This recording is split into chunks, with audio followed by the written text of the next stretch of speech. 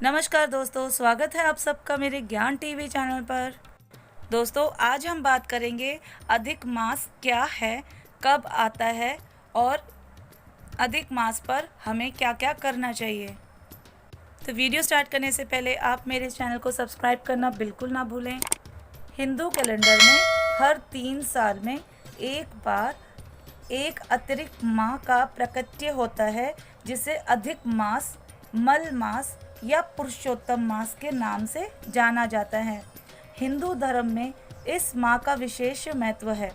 संपूर्ण भारत की हिंदू धर्म प्रणायण में जनता इसे पूरे मास में पूजा पाठ, भगवत भक्ति, व्रत, उपवास, जप और योग आदि धार्मिक कार्यों में लगे रहते हैं। ऐसा माना जाता है कि अधिक मास में किए गए धार्मिक कार्यों का किसी भी अन्य माह में किए गए पूजा पाठ से 10 गुना अधिक फल मिलता है। यही वजह है कि श्रद्धालु जन अपनी पूरी श्रद्धा और शक्ति के साथ इस मास में भगवान को प्रसन्न कर अपने इस लोक और परलोक को सुधारने में जुट जाते हैं। अब सोचने वाली बात यह है कि यदि ये मास इतना प्रभावशाली और पवित्र है तो यह हर 3 साल में क्यों आता है, और क्यों और किस कारण से इसे इतना पवित्र माना जाता है। इस मास को 3 विशिष्ट नामों से क्यों पुकारा जाता है, तो चलिए इन सब बातों को हम आगे जानते हैं। तो पहले बात करते हैं हर 3 साल में अधिक मास क्यों आता है। अधिक मास वशिष्ठ सिद्धांत के अनुसार भारतीय हिंदू कैलेंडर सूर्य मास और चंद्र मास की गणना के अनुसार चलता है। भारतीय गणना में सूर्य वर्ष 365 दिन और करीब 6 घंटे का होता है, वहीं चंद्र वर्ष 354 दिनों का माना जाता है। दोनों वर्षों के बीच में लगभग 11 दिन का अंतर होता है, जो हर 3 साल में लगभग 1 महीने के बराबर हो जाता है। इस अंतर को बैलेंस करने के लिए इसे अधिक मास का नाम दिया गया है।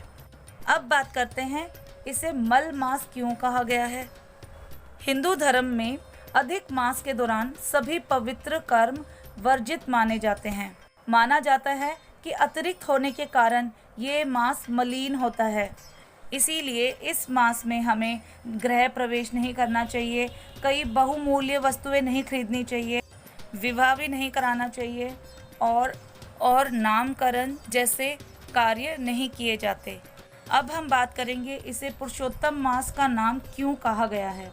अधिक मास के अधिपति स्वामी भगवान विष्णु माने जाते हैं। पुरुषोत्तम भगवान विष्णु का ही एक नाम है, इसीलिए अधिक मास को पुरुषोत्तम मास के नाम से भी पुकारा जाता है। इस विषय में एक बड़ी ही रोचक कथा पुराणों में पढ़ने को मिलती है। कहा जाता है कि भारतीय मनीषियों ने अपनी गणना पद्धति से हर चंद्र मास के लिए एक देवता निर्धारित किए। चूँकि अधिक मास सूर्य और चंद्र मास के बीच का संतुलन बनाने के लिए प्रकट हुआ है, तो इस अतिरिक्त मास का अधिपति बनने के लिए कोई देवता तैयार ना हुआ। ऐसे में ऋषि मुनियों ने भगवान विष्णु से आग्रह किया कि वह ही इस मास के भार अपने ऊपर लें।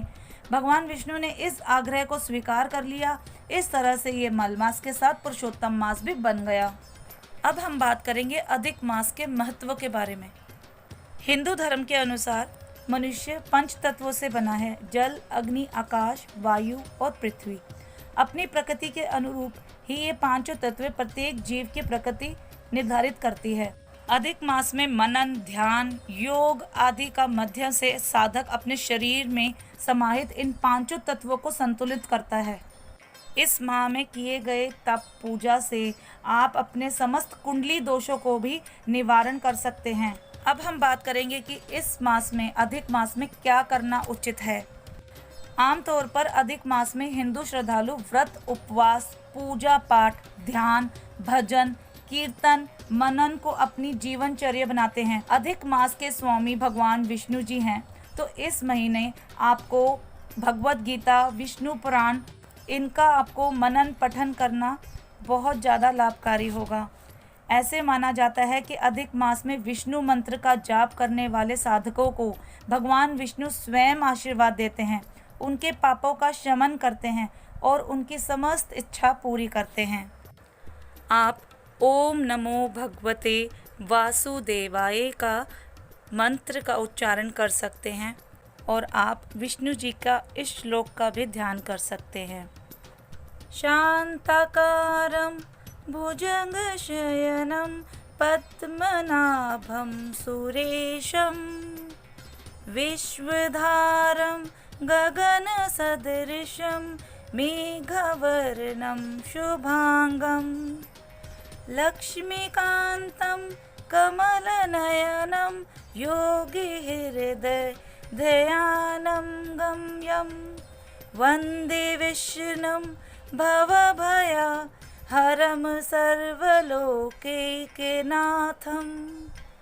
अब मैं आपको बताऊंगी कि पुरुषोत्तम मास में आप क्या क्या दान कर सकते हैं। तो सबसे पहले हम बात करेंगे दीपदान। मंदिरों और घरों में दीप को जलाने से, यानी दीपक जलाने को हम कहते हैं दीपदान। इस दीपदान को आप घी से या तेल से किसी से भी कर सकते हैं। अधिक मास में दीपदान करने से आपके जीवन का अंधकार मिटता है और आपको श्री हरि जी की कृपा प्राप्त होती है। और इस महीने आपको रामायण, गीता, पौराणिक ग्रंथों को आपको दान देना चाहिए। और आप अन्न दान, वस्त्र दान, घी और गुड़ से बनी वस्तुओं का भी दान कर सकते हैं।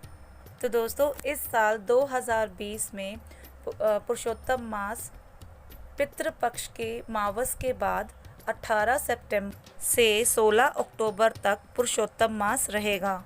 तो दोस्तों, इस अधिक मास के महीने में आप सुबह ब्रह्म मुहूर्त में उठें, सुबह 4 से 5 बजे के बीच में उठें, उठकर नहाएं, गंगा जल के पानी से नहाएं और उसके बाद श्री हरि भगवान विष्णु की आप पूजा करें। उनके किसी भी स्वरूप की आप पूजा कर सकते हैं। बाल गोपाल जी की कर सकते हैं, शालिग्राम जी की, या आपके पास कोई फ़ोटो हो उनकी कर सकते हैं। साथ ही आपके पास कोई गौ माता की भी फ़ोटो हो तो वो भी रखें। और आप रोज़ गुड़ आप उनको ज़रूर भोग दें। और फिर उसके बाद आप अपने घर पर दीप जलाएं, दीपदान करें और उनकी पूजा आराधना करें और सूर्य देव को अर्घ दें। हो सके तो आप एक टाइम भोजन करें और शाम को ही एक टाइम भोजन करें। और सोने के लिए आपको बेड पर आप ना सोएं और आप ज़मीन पर सोएंगे गद्दा बिछा के, तो वो आपके लिए बहुत अच्छा रहेगा।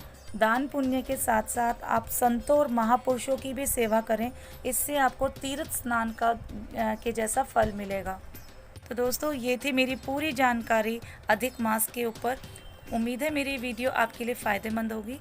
इस वीडियो को आप अपने फ्रेंड्स एंड फैमिली मेम्बर्स के साथ ज़रूर शेयर करें। धन्यवाद।